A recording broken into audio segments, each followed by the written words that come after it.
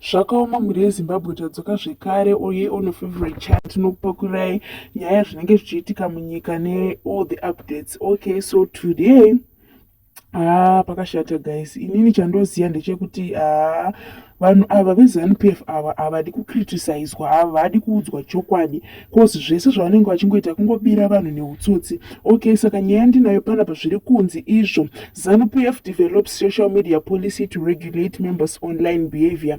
Yesterday, the Zanu-PF National Political Commissioner Comrade Munyaradzi Machacha addressed Zanu-PF member at an inter-district meeting in Mbire district in Mashonaland Central Province.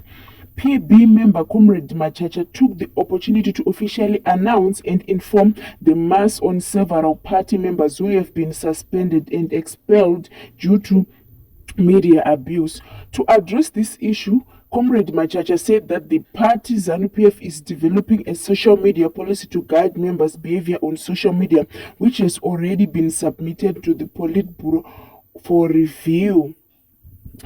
Saka manje need yekuti ivo vateke part kuziya kuti pasocial media ndiani ari kuposta ndiani ari kudai, kuda kuchikidzira vanhu kuti munhu asi kuti vanhu vasaposte zvavanenge vachifunga, and of which it is bad. Munhu wese anofanira kuposta zvaari kuda. Ndokaiyayo yatinoti freedom yacho. Freedom haingotangira kana mukufamba kana mukudi, inotangira ipo pasocial media, ndo pane freedom yese. But kana ivo vada kuita vachiongorora kuti ndiani anenge achiposta zvakati nezvakati pasocial media, that is really unacceptable. Okay, mhuri yeZimbabwe, sareo chiuturudzo kuti munofungei nenyaya iyi in the comment section.